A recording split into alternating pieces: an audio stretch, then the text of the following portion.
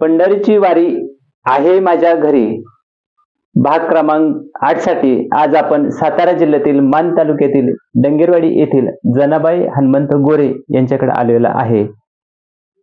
या डंगेरवाडीचं एक वैशिष्ट्य म्हणजे येथील श्री शंभू महादेव व श्री महालक्ष्मी ही दोन्ही मंदिरं या गावात आहेत आणि पंचक्रोशीत या देवांचा श्रद्धास्थान म्हणून आणि नवसाला पावणारे देव आणि देवी असा परिचय आहे।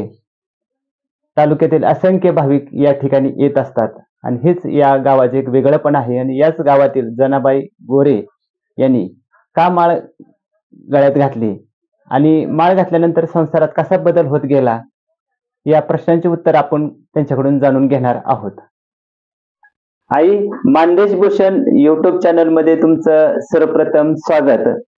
एक सांगा की तुमच्या वडिलांचं नाव काय आहे? माझ्या वडिलांचं नाव जगन्नाथ राऊत, आईचं हौसाबाई राऊत। तुम्हाला भाव आहे का? हा, दोन आहेत। काय नाव आहे त्यांचं? एक शंकर राऊत, एक गंगाराम राऊत। तुमची शाळा कितवी पर्यंत झाली? 5वी। 5वी पर्यंत झालं। हा, बर, लग्न केव्हा झालं? लग्न झालं की 5वीतून काढली आणि लग्न केलं। लग्न केलं। कारभारी काय करत होते? त्यांचे मिशन काम चाललं होतं, मिशन काम करत होते। मिशन काम आणि शेती असं दुहेरी काम ते करत होते।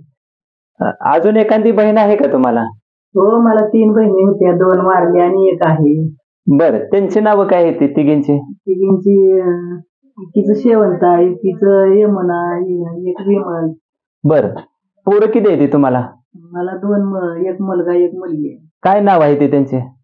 एक मुलगा हरीश आणि मुलगी उषाताई। बर, हरीश काय करतात? हरीश शिक्षक आहेत आणि उषा? उषा आपली अशी गृहिणी। गृहिणी। तुम्ही तुळशीची माळ गळ्यात केव्हा घातली? 10-15 वर्ष झाली माळ घातली। बर, कोणी सांगितली म्हणून घातली का मनाने घातली? नाही, कोणी सांगितलं म्हणून नाही घातली। आमची फार पूर्वीची सारखी इच्छा होती की माळ घालायची म्हणून। नंतर मग आमच्या मालकाला इच्छा झाली की माळ घालावी म्हणून मग आम्ही, माझ्या मुलग्यानं, मी आणि मालकाने बरोबरच घातली। तिघांनी पण एका वेळेला? तिघांनी पण एका वेळेला तुळशीची माळ। तुळशीची माळ। पंढरपूरला पायी वारी जाते, आषाढी वारी, तर या वारीला तुम्ही कधी गेलता का? हा, गेली होती एक वेळ। बर, आता जाता का? आता नाही जात, माझे पाय दुखतात। पायी दुखतात त्याच्यामुळे जात नाही। हा, मग गोंदवलीची वारी आपली जाते त्याच्याकडे, त्या वारीत कधी? हो, तिकडे जाते कधी। बर, तुम्ही वारी पण केलेली आहे, पंढरपूरची वारी, गोंदवलीच्या पायी वारीत पण सहभागी झालेला आहे, पण माळ घातल्यानंतर तुम्हाला कसं वाटलं? म्हणजे काय बदल वाटला का? माळ घातल्यानंतर इतकं भारी वाटलं की देवच आपल्या बरोबर आहे असं वाटायला लागलं आणि देवाची इतकी ओढ लागली त्यामुळे आता काय देवाला विसरत नाही। बर, तुम्ही माळ घातल्यानंतर संसारात काय तुम्हाला बदल वाटला का, दिसून आला का तसा? आम्हाला बदल म्हणजे फार बदल झाला ना। आमच्या मालक म्हणजे पूर्वीपासूनच त्यांना देवाची वेळ होती, त्याच्यामुळे आमचा संसार म्हणजे देवाच्या जीवालाच आहे।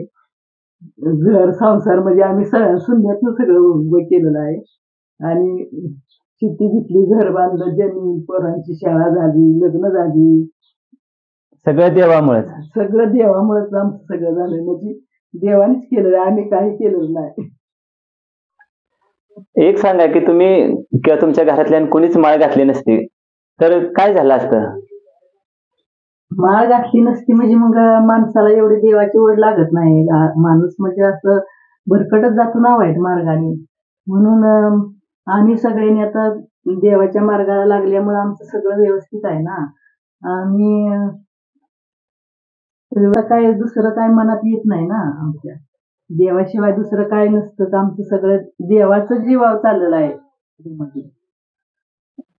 तुमचं शिक्षण 5वी झालेलं आहे, तुमच्या गळ्यात पण तुळशीची माळ आहे, पण देवाचे ग्रंथ आहेत, ज्ञानेश्वरी असेल, गाथा असेल किंवा असे हे जे ग्रंथ आहेत, दासबोध असेल, तर हे तुम्ही ग्रंथ वाचलेले आहेत का? हो, मी ग्रंथ वाचले की आधी पहिल्यांदा मी गीता वाचली, नंतर ज्ञानेश्वरी वाचली आणि नंतर तुकारामाचा गाथा वाचला, नंतर दासबोध वाचला हे पुस्तक आणि हरिविजय वाचला सगळे पुस्तकं तुम्ही वाचून काढले. आणि दररोज हरिपाठ करते. रे वा वा. आईने आताच आपल्याला माळ गळ्यात घातल्यानंतर संसारातील बदल कसा होत गेला आणि विठुरायाचा कशी कृपा झाली हे सांगितलेलं आहे.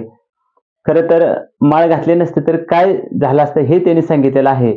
आणि विशेष म्हणजे तिघांनी पण माळ गळ्यात घातल्यामुळं एक संसारात विठुराया पाठीशी उभा राहिला हे आपल्याला त्यांनी सांगितलेलं आहे.